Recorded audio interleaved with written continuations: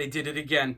The Jets are 0-12, and I'm wearing the Winnipeg Jets jersey for something like the 8th week in a row ever since I started this stupid tradition. Anyway, the Jets are 0-12, and I had a video filmed, but there was a quote after the game that was too juicy, and I had to talk about it. Andy Vasquez on Twitter got a quote from Marcus May. Marcus May is one of our better defensive players, and he had some things to say about the final play of the game. Well, the final offensive play of the game for the Raiders, that is.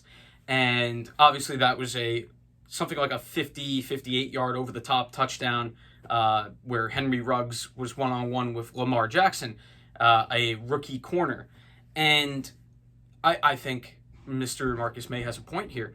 The Jets play call here, the defensive play call by Greg Williams, is pretty flawed. You're putting, I know it's rookie on rookie, but you're putting one of the faster guys in the league, Henry Ruggs, one-on-one with a rookie corner. It was pretty obvious from Derek Carr's cone of vision, that Madden 06 thing, that he was looking Ruggs the whole way. I wonder if Carr, spotted that at the line of scrimmage and was like, yeah, got to exploit that. It's really possible. And, so Marcus May was saying that the play call's faulty there. We should have help for, you're asking a rookie with very little playing experience to do too much there. And I know the Jets are asking a lot of guys with not a lot of experience to do a lot of stuff.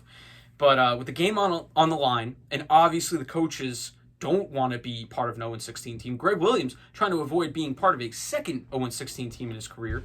You would think that the play call might... I know he's not like a conservative guy. It's very obvious when it comes to his play calling and how he likes to send the house a decent amount. And it has positives sometimes. But I think in this situation, I don't think you have anything to gain by blitzing here. There's no timeouts left for the Raiders. The Raiders have to score. There's like 10 seconds left when this play is snapped. They're going long. Why not play with a bunch of safeties back? Why not play 3 deep? If you tackle them in the field of play, game's over. If you get an incompletion, time might run up. Because the ball's going to be in the air for a while. You could get a pick. You could get a batted ball. It just seems like a really weird decision to have one-on-one. But anyway, I don't want that to be the whole video, but I do think that Marcus May has a point here. Let's talk about the fact that we couldn't get... we can't finish off games. Obviously, we haven't won a game. But in this one, much like the Patriots game, it's just like, don't even come out and play the third quarter. Just don't even bother. And, as usual, the Jets do not adjust. We have a string, like 6 straight games where we score on the first drive. So it's obvious that when the plays are like scripted out before the other teams had a chance to adjust, that we have some success. So that's one thing that's a bit of a positive is the fact that we can script plays like that to start a game and look pretty good. But, and I'll give Gase that. He knows how to, I guess, go through the other team's weaknesses on defense and attack that to start a game. But as a game goes on, obviously it's a cliche. It's a chess match. And John Gruden is going to change things up. And the Jets, they struggle to keep up with those. Today, a little bit less so. That third quarter was bad. Third quarter, we come roaring back. So, not all on the play calling today, but just lack of execution in some areas. Bad play call to finish the game, I believe. And I trust Marcus May on that. Now you're just looking at guys. You want to see what you got in a few guys. I don't care about the 0-16 anymore. I didn't.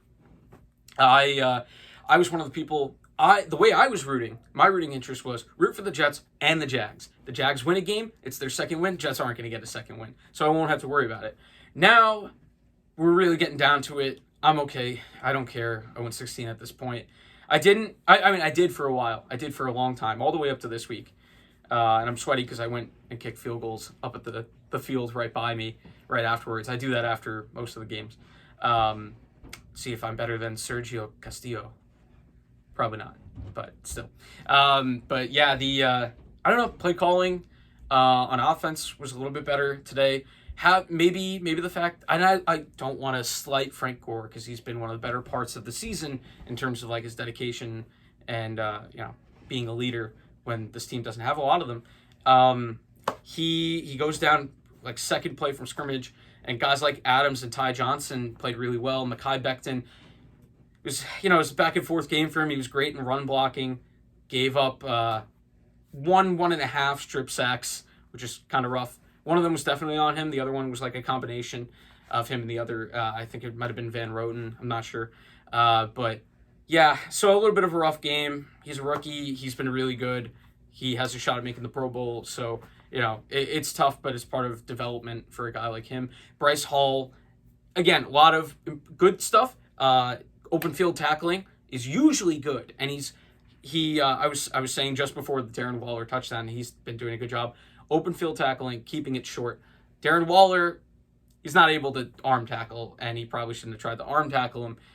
He goes up high, misses the tackle. Marcus May gets embarrassed by Darren Waller. Jets got embarrassed by Darren Waller all over the field.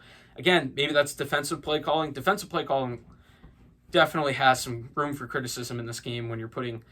They couldn't find a guy to put on Darren Waller. And it's tough. Darren Waller's one of those guys as a tight end that's too fast to be a tight end, and too big to be just a wide receiver. But linebackers on him maybe don't. But then again, the corners on him struggled as well. So I'm not going to pretend that I have the genius here, but maybe just double him and make Nelson Agholor beat you. I think I'd prefer that. Anyway, that's really it. 0-16, well in our sights. I am all aboard just going 0-16 if that's what it takes now, because Jacksonville, kind of like us, they're a little bit more competitive, but Jacksonville just can't finish off games, and we can't either. Don't want it to come down to a tiebreaker. I'm going to have to start to familiarize myself with the tiebreakers in case we both go 1-15 or something like that. Because I really want Lawrence at this point. Sam, glimpses, it's never enough, though. It's never enough. He throws an awful pick in this game. He's poor pocket awareness. And, of course, like the first strip sack, not really on him. The second one, I feel like maybe he should feel that pressure. Anyway, but, that's it. That's the video. They lose again. They're really, really, really bad. And Greg Williams and the coaching staff, we need a clean slate. We really need a Mets situation where we, get a top-down ownership change. Douglas, I'm willing to give time because this draft class for him looks pretty good. I do want to mention Quinnen Williams looks good. Neville Hewitt looks good. So, give credit where it's due. But that's it. They're 0-12, the Jets, and they got some tough games coming up. And really, again, now it's down to that Patriot game in terms of games I'm looking at that we can win. But I'll be keeping maybe a bigger eye on the Jacksonville Jaguars the rest of the way. Anyway, that's the video. Like and subscribe if you like our Jets content, our Islanders content. And keep an eye out for the Seattle stuff as well, as we're still doing that. That takes a while, though, and this is to keep you interested. This to keep you guys busy with something in the meantime. But also it's a project we've been doing. So, all right, we'll see you next time on Belmont Bunch. I'm sad.